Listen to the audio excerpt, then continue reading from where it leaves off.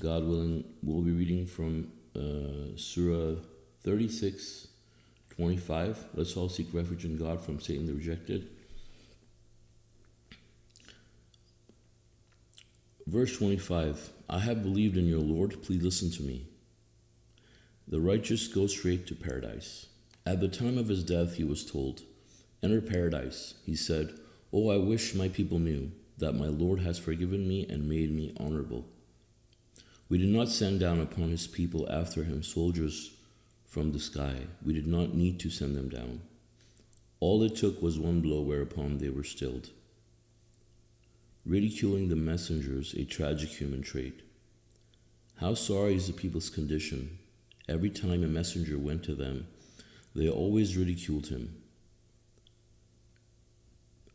Did they not see how many previous generations we annihilated before them, and how they never returned to them? Every one of them will be summoned before us. So this is the continuation of the explanation from Surah 36 about a believing man, who came from the other end of the city, asking people to follow the messengers.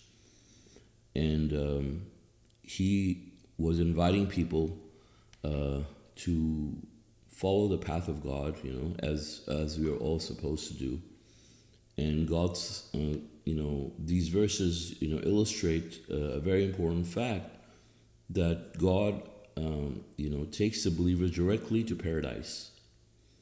And then we see here in this verse that he's being told at the time of his death to enter paradise. And then he's hoping that he wishes that the people know that God has forgiven him and guided him. In a way, his wish becomes a reality in the sense that God has, put his example here in the Quran.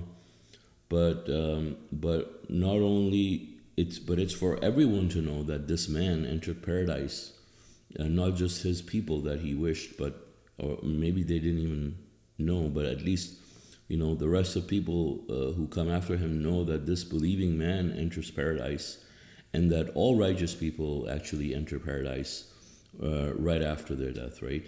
And the footnote says 36:26 says, the righteous do not really die.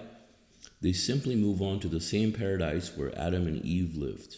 They join the prophets, saints, and martyrs in an active and utopian life.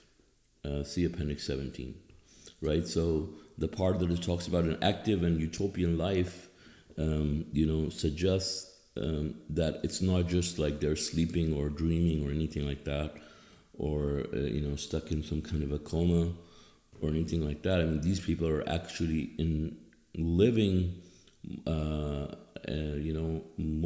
they're more alive than you and I right now. Or if not less, or the same. And so the thing is that, this is something that we are being reminded of by God, that, as when the time of your death comes, angels come and allow you to invite you basically to enter paradise. And they do not experience death like the, disbelievers. They're simply invited by the angels to leave their bodies and enter paradise, before any pain or any misery or anything even ever touches them. Like people think that, death is going to be a painful experience.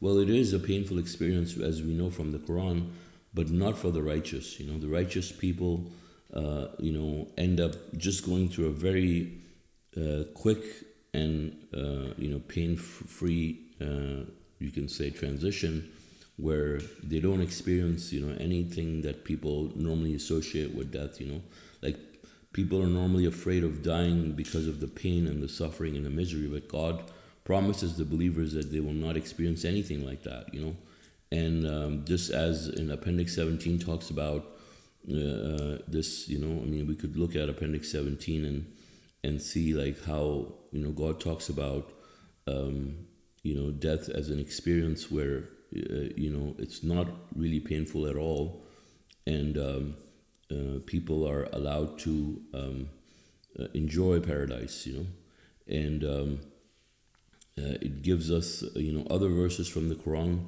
and references to verses from the Bible. If you look at Appendix 17, and it talks about a little more in detail about how the righteous do not really die, and when the time of their death comes on this earth, the angels of death simply invite them to leave their earthly bodies and move on to heaven. Now, this is the same paradise where Adam and Eve once lived, right? Because heaven has been in existence since then. And so we see that from this verse, and also verse 89, 27 to 30, that God invites the believer's soul and, saying, enter my paradise, and the believers go straight to heaven. So God willing, I will continue reading. Ridiculing the messengers, a tragic human trait. How sorry is the people's condition. Every time a messenger went to them, they ridiculed him. Did they not see how many generations we annihilated before them, and how they never returned to them? Every one of them will be summoned before us. And the footnote says, if the messenger presents solid proof of messengership, advocates the worship of God alone, and does not ask for money, why should we not believe? See Appendix 2. So, a messenger of God is characterized by three conditions. One, he should always if a messenger advocates the worship of God alone, does not ask for any money, provides the proof of his messengership, then we are supposed to believe in him if the proof of the messengership is real, if it's authentic. For example, you can't take Rashad's proof of messengership and present it as your proof, right? Because his proof of messengership is the mathematical miracle, and you can't use the mathematical miracle of the Quran to prove that you're also a messenger, because the mathematical proof was reserved specifically for the messenger of the covenant to provide as his proof, right? Now, there's many people that come to claim messengership, and they use the mathematical proof, try to make up, some numbers and say, look, 19 is there in my name and stuff like that, or my date of birth, or silly things like that, right? Or they may just play with the numbers too, like they will take numbers and they'll say, okay, you add 19 and you subtract 19, and then you add another 19, and then you add another subtract another 19, and now look, it's like a multiple of 19, times 19. And but the thing is that the mathematical miracle of the Quran has already been unveiled. It was reserved for God's messenger of the covenant, and God calls it one of the great miracles. And so God says, when we abrogate a miracle, we bring a greater miracle, or at least an equal one. So a messenger that, let's say, if another messenger is supposed to come, he has to present a lot of evidence. Like we have seen the ultimate miracle, right? So if a new messenger was to come, like, he should have something even higher than this, but we have not seen that. Obviously, we have had, like, I would say at least probably like 30 or so around, fake messengers that have falsely proclaimed messengership after Dr. Rashad Khalifa. But none of them have been able to provide anything close to the mathematical miracle and the details as much as Dr. Rashad Khalifa, and something that consistently adds up or has some sort of substance even in the first place, and this is a safeguard that God has put in place to assure us that a messenger is sent by him. When God sends the messenger, he sends the proof to prove that this person is authorized and sent by God, so that not just every person can get up and say, I'm sent to the messenger. And the other thing is, a messenger, once a messenger comes, a messenger is gonna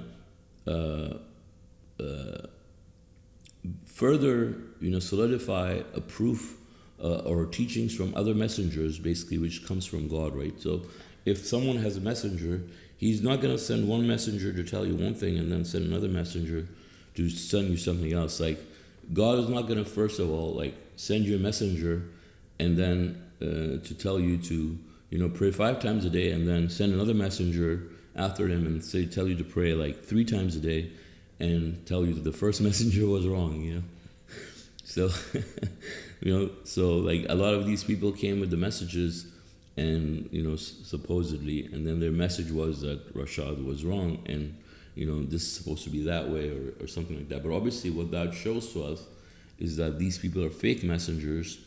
We talked about the 3 messengers last time, and someone asked the question. So many people have tried to use that example and to say that those verses were talking about him, and present like bogus, numbers specifically, to prove their messengership. Because of course, that's their only chance. Like, okay, if they're gonna show something, yeah, can we just do something with the numbers?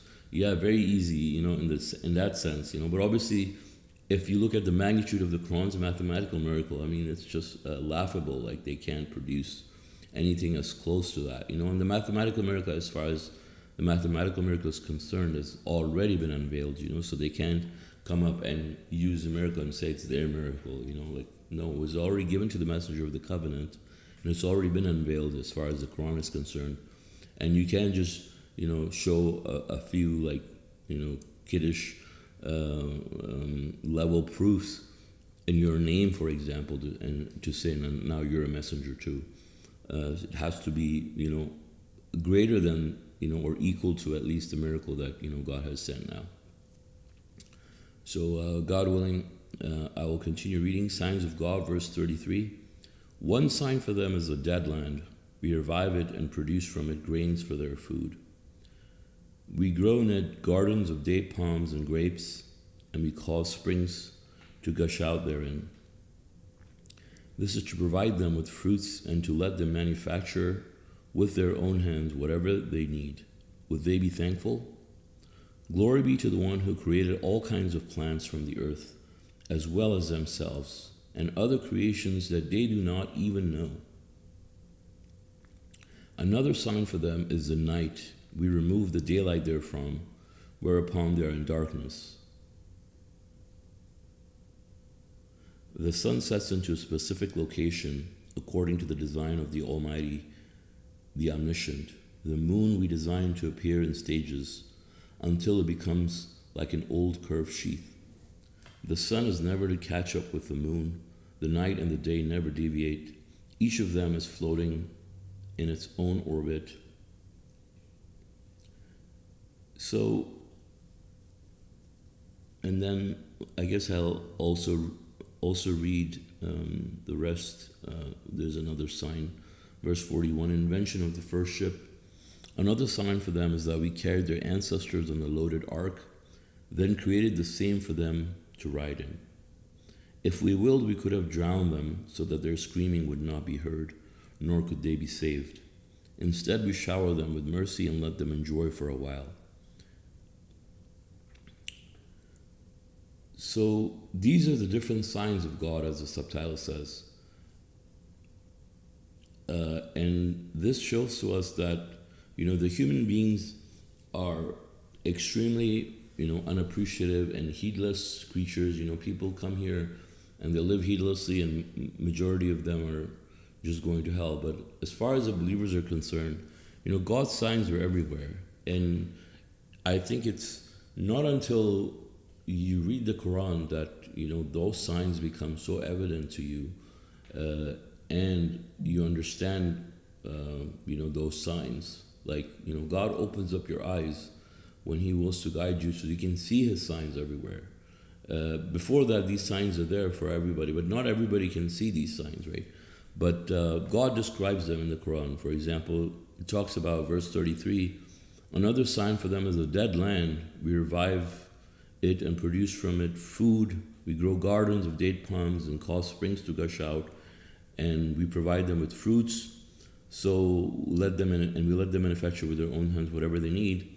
So if you think about it, right? I mean, all this vegetation and all these beautiful plants and all these fruits and vegetables and grains, all these things that grow for human beings on this earth. I mean, you have to really appreciate, everything that goes into play for things like that to happen. For example, if you wanted to grow something on, let's say, the moon, you cannot do that, right? They don't have the conditions available. You have to have everything in a perfect way for something like this to happen, right? And for God to allow so many different vegetables, so many different fruits. I mean, I don't even know where to,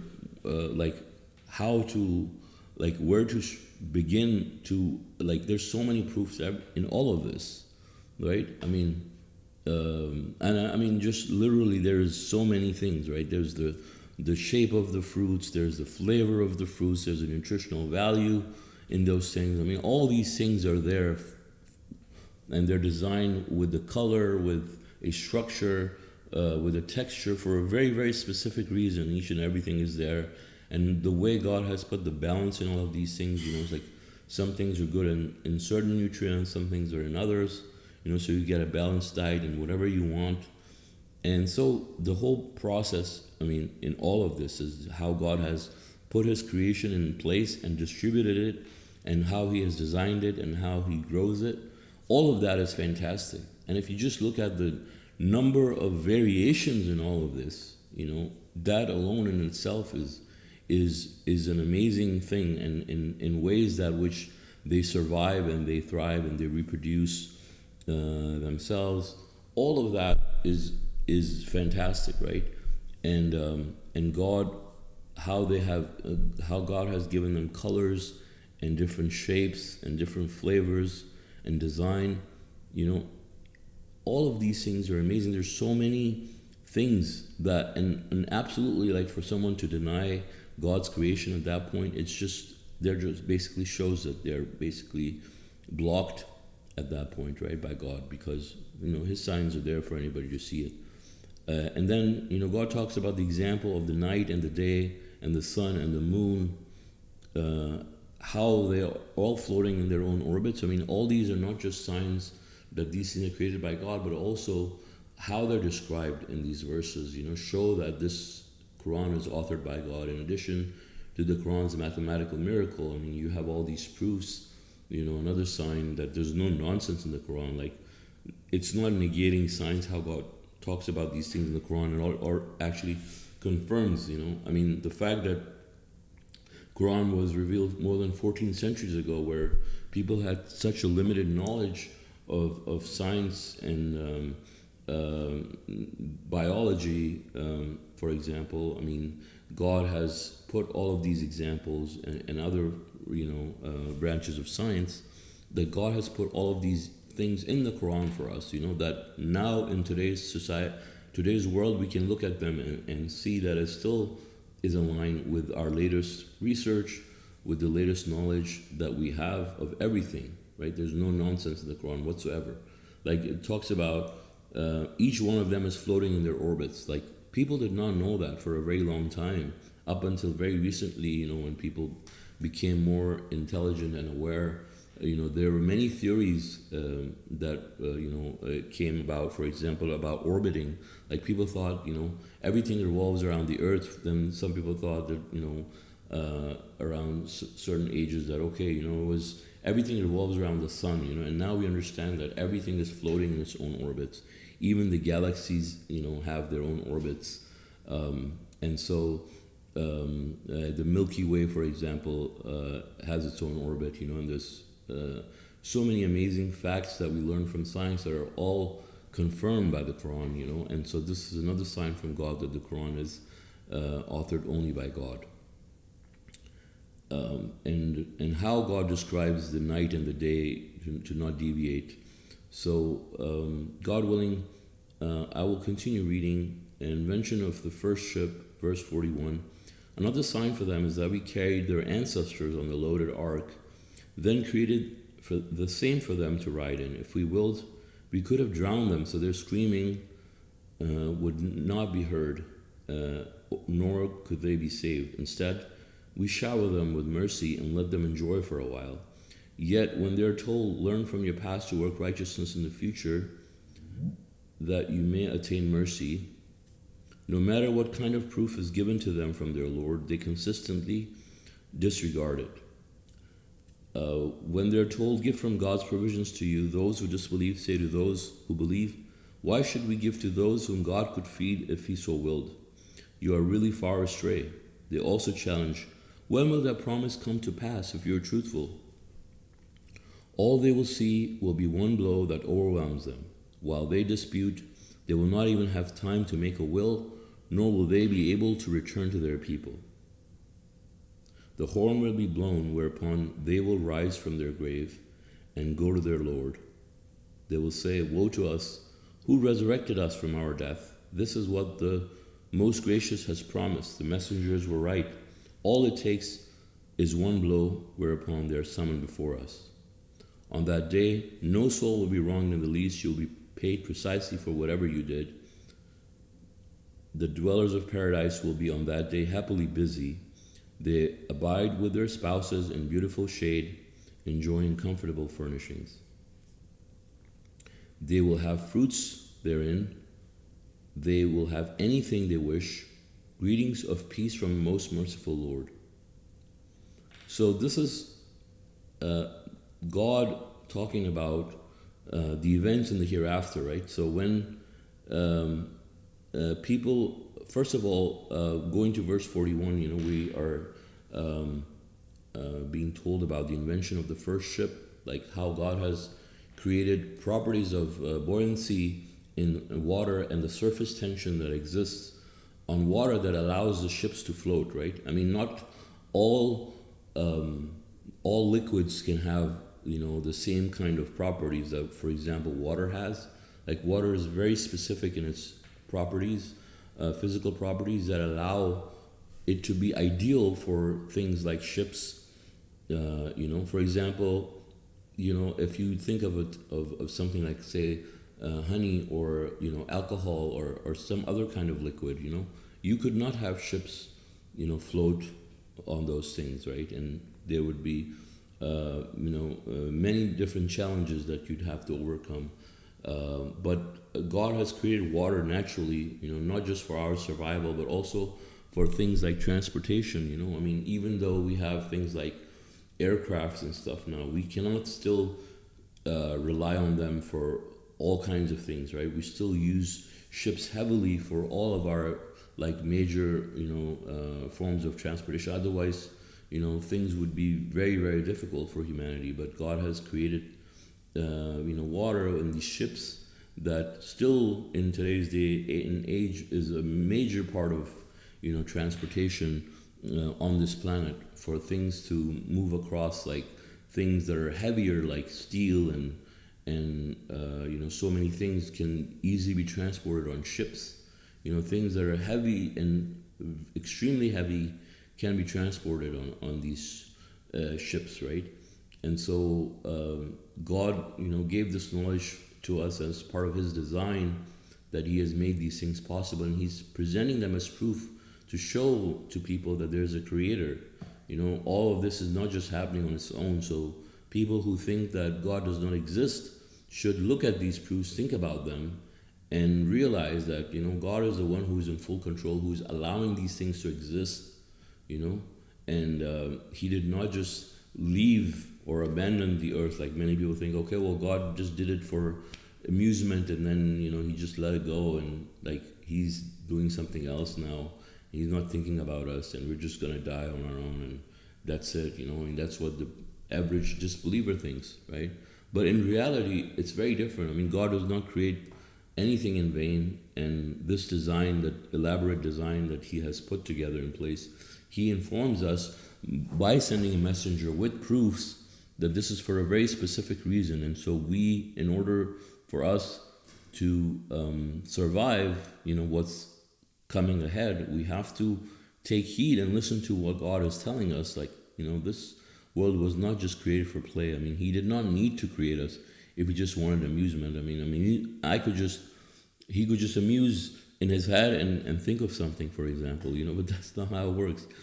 And so God is so omniscient and so amazing that he does not need any of this. He does not need entertainment, for example, right? So everything that exists on this planet is there for a very specific reason. And humans have to change their mentality when they look at these things on this earth, to not look at it like mindless creations, like zombies who just are walking and half dead. We have to use our brains to think about these signs. Like, why are these things here? Like, why am I here? Why do these things exist? And all these things will direct us. I mean, of course, when you start thinking about it, to give you the assurance that everything is designed by God, and God is controlling each and everything. If he wasn't controlling it, everything would be destroyed right now, But it's all happening as part of a specific plan, that the earth is still moving, and, the planets are still there, the moon is still there, the sun is still there, all these galaxies are moving in their perfect orbits, all these signs God is giving us, the plants are still there, the whole vegetation, the ecosystem is still working, all of this is very, very specific plan, it's not just happening on its own for no reason. And so then God talks about, properties of the ships as another sign for us. But then God is telling us that no matter what kind of proofs you give to people, they disregard it, right? Which is the fact. Like, you talk about all these proofs, and these proofs mean nothing to most people, right? They say, yeah, okay, well, God exists, and then they're just heedless, they don't care. And they just live whatever way they want. It's even hard to understand the mindset, but the only real explanation is that God doesn't guide people who don't wish to be guided. If someone wants to be guided and someone wants to know the truth, now is the time for them to open up their minds to come to the truth, and really they could take advantage of the fact that God has given them this lifespan to save their souls, but the people are mindless, and it's almost like they're hypnotized, right? I mean, it's not just like almost they're hypnotized. They are, in fact, hypnotized by Satan, and they're just not caring. Like, if you hypnotize someone, I mean, you can hypnotize them to think that they're a dog or a cat, right? And they will start acting like one. And so in a certain way, I mean, Satan has hypnotized people to the point that they're living worse than the animals. Even animals have traits that are better than humans in so many ways, even though, they're not here as part of their test, and we are, right? So we have to do our part to understand why we are here, and to fix ourselves, to re-educate ourselves, to be able to redeem ourselves. And then God talks about the events of the hereafter, because when that happens, the game is over. Everything is over. You can't go back. You can't fix anything. And even if people realize at that time, like, they see all the proofs, it's not going to help them in any way. And then God says there's going to be justice. People have to answer for their actions. The righteous people will be rewarded absolutely. Like, this is God's promise, that God says, they will enjoy in perfect happiness, perfect peace, in beautiful shade, enjoying comfortable furnishings. As we discussed earlier, I mean, it's a more active and more utopian life than anything we have ever seen in this world. And it's more amazing. There's fruits, there's greetings from God, there's angels greeting you. I mean, this is something that, God says that people should compete for. Really is this sort of a life, compared to, as we're going to read now, hell, which is just completely the opposite thing, right? And it's just never-ending retribution. So God willing, I'll continue reading verse 59. It says, "As for you, O guilty ones, you will be set aside." Subtitle: The devil is the other alternative. "Did I not covenant with you, O children of Adam, that you shall not worship the devil? that he is your most ardent enemy, and that you shall worship me alone? This is the straight path. He has misled multitudes of you. Did you not possess any understanding? This is the hell that was promised for you. Today you will burn in it as a consequence of your disbelief. On that day we will seal their mouths. Their hands and feet will bear witness to everything they had done. If we will, we can veil their eyes, and consequently, when they seek the path, they will not see. If we will, we can freeze them in place. Thus, they can neither move forward nor backward. Whomever we permit to live for a long time, we revert him to weakness. Do they not understand? What we taught him, the messenger, was not poetry, nor is he a poet. This is but a formidable proof and a profound Quran. And the footnote says, the word zikr refers frequently to the Quran's mathematical code, which is certainly not literary nor poetry. Please check out 38:1, 8, 15, 6, and 9, 16, 44, 21, 2 and 24, 26, 5, and 36, 11. So the word zikr here is talking about the Quran's mathematical proof, and God says this is a formidable proof and a profound Quran. So God says that, the disbelievers will be set aside. They will have a completely different destiny. They will be, in never-ending punishment and retribution as a consequence of their own works. God doesn't put anybody in hell, but the fact that he has a system in place.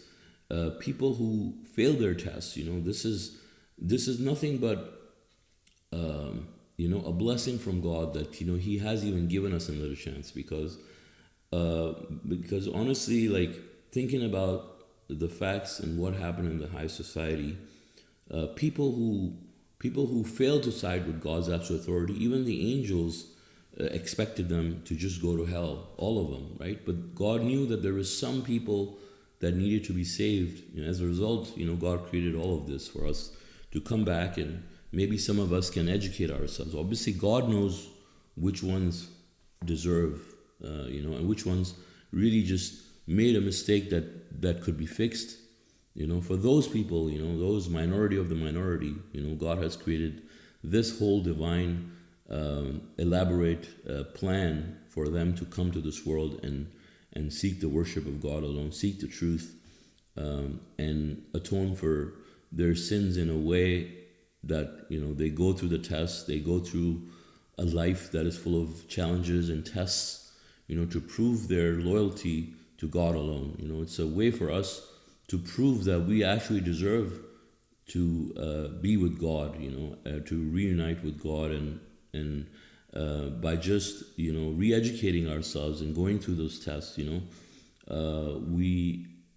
can prove, once, God has given us this one last chance, So people are really unappreciative that, they do not appreciate the fact that they're here and sent back, to prove for one more, they have this one more chance that can save them from eternal misery, right? So it's such a blessing from God, we can never thank God enough for people who will be saved. Of course, they will realize on the day, like, what a blessing it was for God to allow them to come here, and how he created all of this stuff. Because if you think about it, God doesn't need to do anything. He could have just sent all these people to hell, and it wouldn't hurt God in any way, right? He doesn't need any of us, but he allowed us because he knew that, he's the most just, and he knew that some people, got swept in the crowd, that, us having flaws in ourselves, or from our own weaknesses, deserve to have another chance, out of his mercy. Still, if God decided to just throw everybody in hell, nobody could question him, right? And it wouldn't hurt him in any way. But it's just really out of his mercy and his kindness that he has given us this chance. And so for the human beings to not use this opportunity to save themselves. It's just the most sorrowful and thing that the human being can do, right? It's like you're given this once in a lifetime, literally, once in a lifetime opportunity to save yourself from eternal disaster and be happy for eternity, But the human being will just choose to, just not care about any of this and just end up in hell. So on the day of judgment, these people will be running to hell on their own volition, because God doesn't even send anybody to hell, right? But he just created the system to weed out those people who actually deserved to be redeemed by God. And so hence, God has this elaborate plan. And then God says on that day, we will seal their mouths, their hands and feet will bear witness to everything they had done. I mean, he has a videotape, and the whole videotape, can just play itself, and people will not be allowed to speak. I mean, they can just see for themselves. There will be nothing to say, and then people will be judged according to their actions.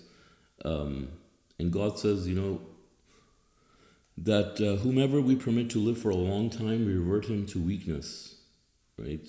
So imagine if there was such a thing like, you would just live forever, and then, something it's like an accident that you're dying.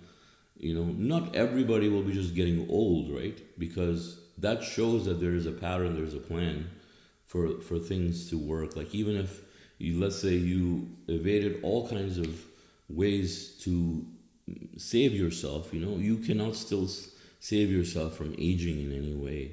I mean, people try to slow it down in some ways, or allow it to age gracefully, but they cannot stop the aging process. Aging process will not stop for anyone. And so why this aging process even there in the first place, right? Why would just humans not be allowed to stay in a continuous state, right? Because there is a plan. It shows there's a design, elaborate design by God, for people to just come here temporarily and then go back to God. And then God says that, in verse 69, that what he taught the messenger was not poetry. This is formidable proof. It's talking about the Quran's mathematical code, as the footnote says. And we can read more about it in Appendix 1 in the authorized English version of the Quran, and also in Appendix 2 and a few other appendices, because it is important even for submitters, who have gone through the miracle, to go through these proofs again. It really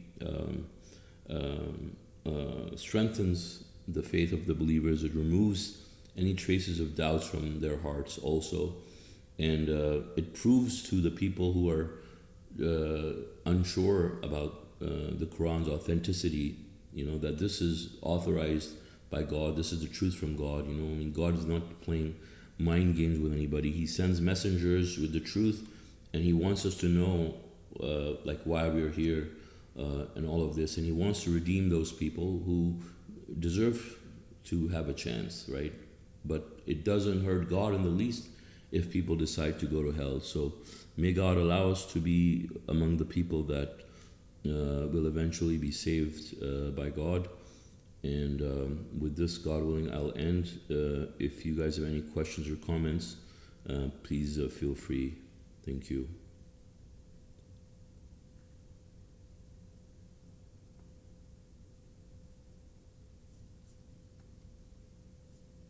MashaAllah, thank you.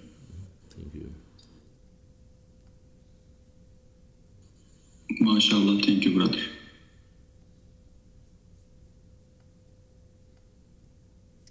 you.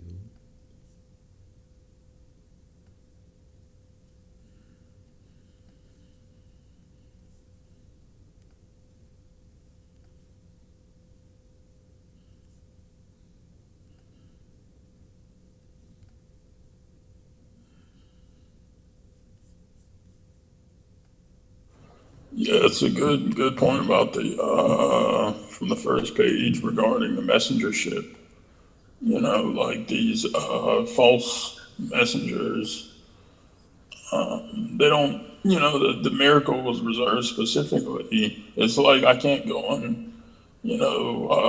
start, making claims on Moses' miracle or something. It's like people at that time, if they started claiming, it wouldn't, and then it wouldn't make any sense either, that God would send somebody else to, because we see the consistency, the messenger.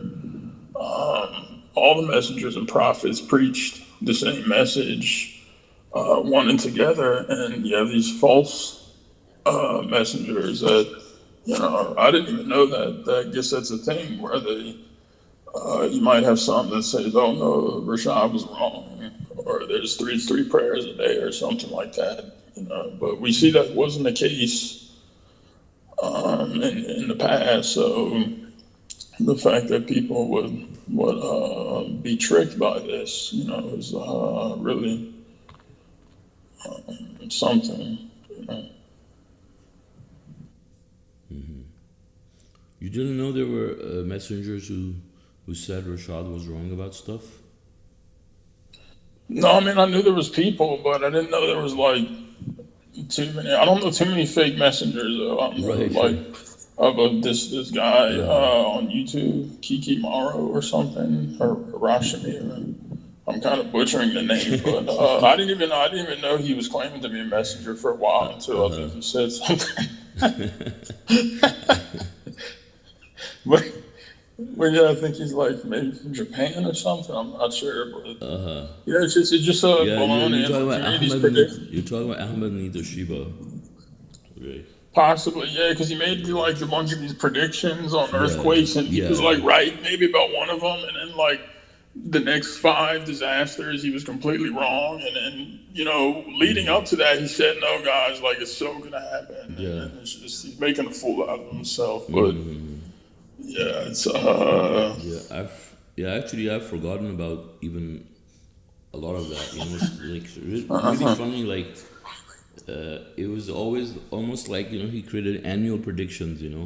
And then they would not come and say, yeah. okay, well, God, God changed his mind when it wouldn't Right. happen.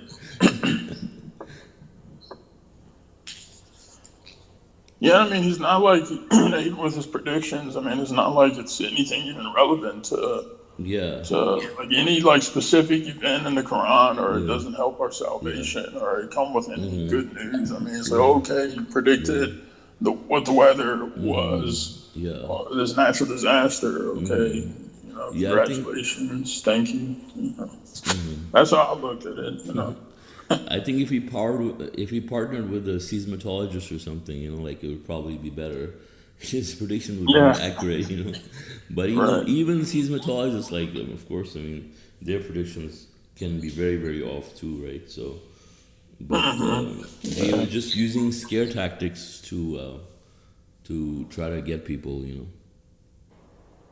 exactly.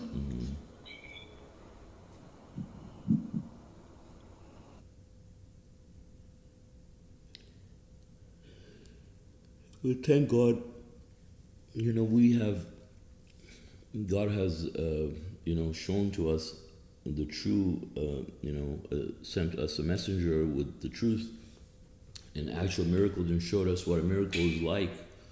Um, to be able to, because anybody can show anything and say, oh look, this is a miracle because some people can't see the Quran's mathematical code. Now I can just bring math and try to trick people. But God has actually shown us what a miracle is like and how amazing it can be, and mind-boggling to even wrap your head around it. Like how would anybody even do something like that? This can only be from God, and appreciate the depths and the different dimensions of the Quran's mathematical code. It's so vast, and how intricate and detailed it is. To like the values of the numbers, the geometrical values of letters, and the frequencies of letters, and so there's all of these detailed, very, very detailed facts about the mathematical code, about the number of certain words like God and, Quran and things like that. I mean, all these things are perfectly designed, in such an intricate pattern, right? But then when you look at all these fake messengers and how they try to, like, quote unquote, show their miracle, like, it was really laughable. But they, Yeah, and to like them, Satan is probably helping them too, yeah, but but they still failed miserably. yeah, Yeah, I know what you mean. It doesn't even hold a candle to. They're just piggybacking off of some, throwing some numbers together. Because I looked at some of that stuff too, and it yeah. was,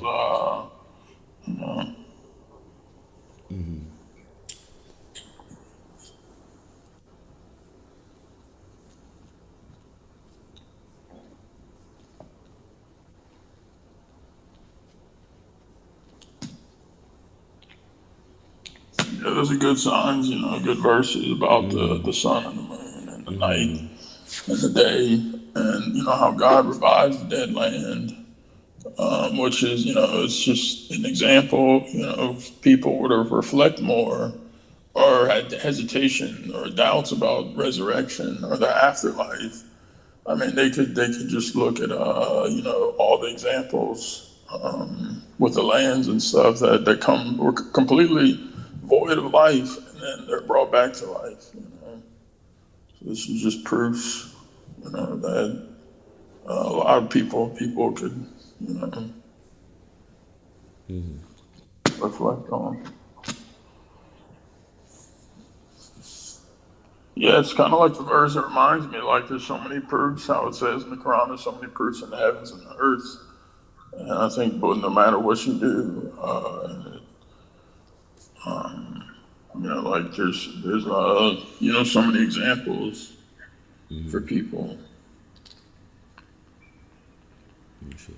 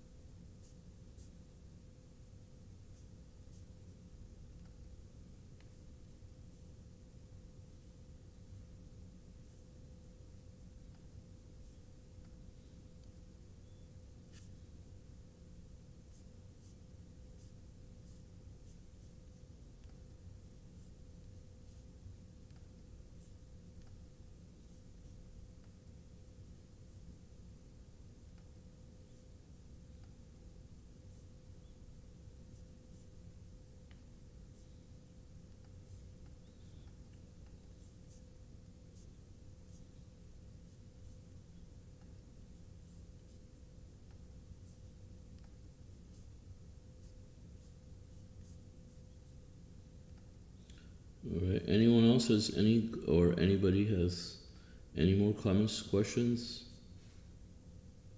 Uh, Please. Yeah, for verse 40, 43, I guess I've always looked at that like they're talking about Noah and his people, right? But if that's what but it said instead we showered them with mercy, right? Yeah, because it says the loaded ark. So I guess the people that were saved, even if they were only saved by God's leave, God says then He created the same for them to ride in, for others also. So He's talking about all Okay, people. yeah, I actually see, yeah. So it's probably referring to future generations that ride on Yeah. ships. Yeah, that makes sense.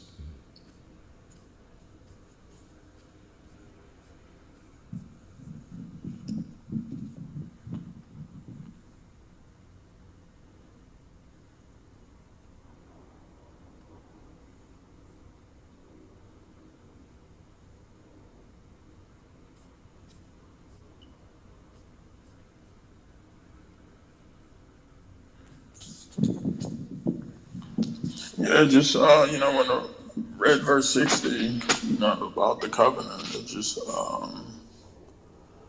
kind of like what you said. It can be a sorry situation for so many people.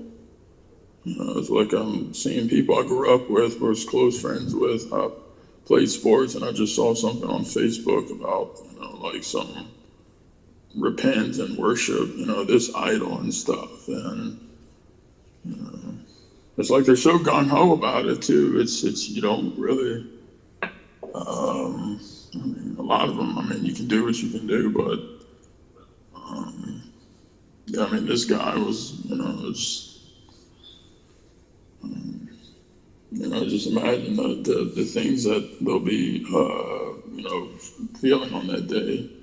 And it even puts things into perspective, like for us as submitters too. How we don't want to be with these people either. Like the Quran says, you don't befriend these types of people, unless they believe.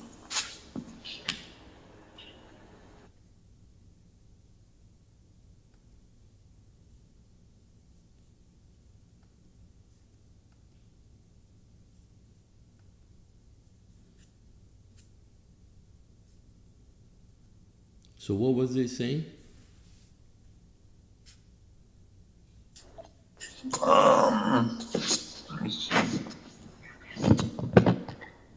Yeah, and it's under the guise of like being patriotic too. Okay. Said this is being censored. Should say everything you need to know. Even the devil believes in God. Repent. Salvation is in the Son of God. Okay. So And it was just like a picture saying, "Dear God, I bow my head and ask, if it be Thy will, please save this land from those who seek to destroy it." Amen. Like, what does that have to do? Like, why he ran, Jesus and that? Right? Has nothing to do with the picture you just shared.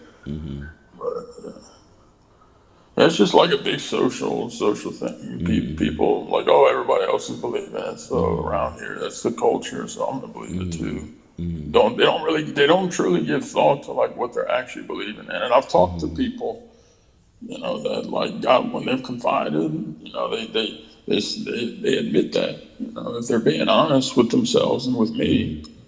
So yeah, it's like you want to help these people because you know, but at the on the same time, it's like we're worried about our own necks and stuff too.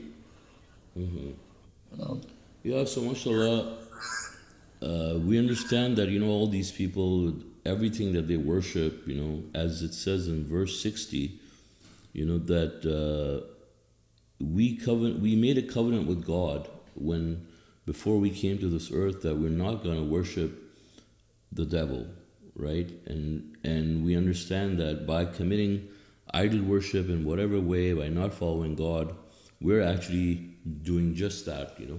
So it doesn't matter if someone believes that Jesus is God, or someone believes that Muhammad can intercede, or Jesus. I mean, they're all worshiping the devil.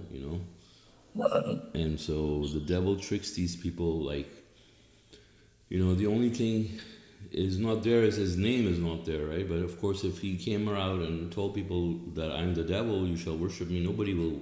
Well, very few people will worship him. Obviously, just the Satanists, right? That's too easy, like too obvious. He's not gonna hide. Right. Yeah, and he does it just like the way he tricked Adam and Eve, like come from an angle where they don't know that it's Satan. Yeah, exactly. And saying that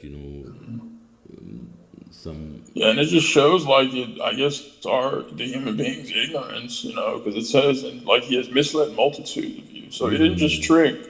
A lot of like even seemingly intelligent people, scientists or whatever with whatever their fancy degrees, it's really a name only because the Quran just talks about what true intelligence is, and that's what true wisdom is, and that's worshiping God alone. I mean, you could be book smart, right, but that the real,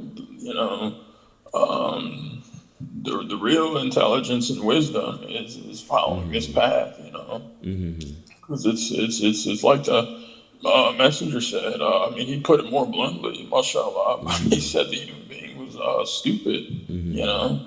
And I think referring to Surah 33, the last verse, you know, how we were transgressing and ignorant. You know, Exactly. so if people are still making the same mistake, you know, it's really unwise. You know, so yeah, it's reminds me just like how we underestimated, you know, how it was you know, how he's been able to mislead us, so many people, probably due to our ignorance and then his, you know, tactics and skillfulness in that sense, as being a deceiver and you know, Yeah.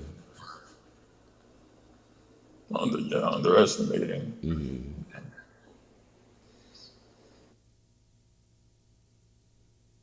So we have another brother with us, H. Muhyiddin. Brother, would you like to introduce yourself? I think it's your first time in our study.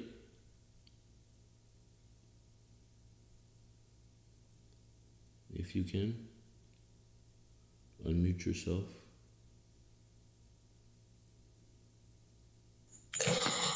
Hi, I introduced myself last week. Oh, that's okay. The same person. Okay, yeah. This Sorry. Hajara. Okay, yes, from Sri Lanka, right? Yeah. Okay, mashallah. Welcome back. Oh, salam alaikum. Sorry I didn't greet you last time. I apologize. Welcome. Thank you.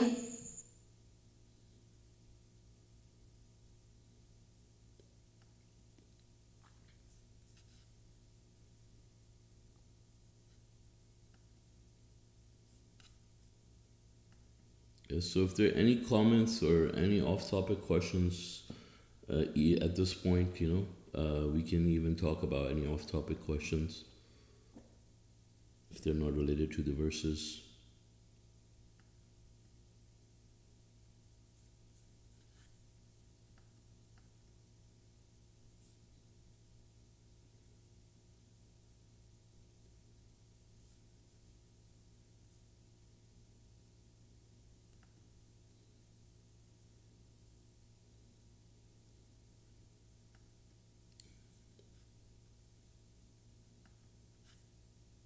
Brother Abdullah, you have any comments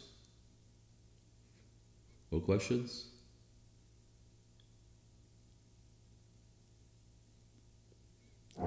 Nope. Okay. Well, I'd say maybe if there are no off-topic questions or comments from anyone, then God willing, we can conclude our study. I thank you all for joining us. God willing, our next English Quran study would be on Saturday at 9, would be on Tuesday at 2 p.m. Pacific time. God willing, see you all. Assalamu alaikum.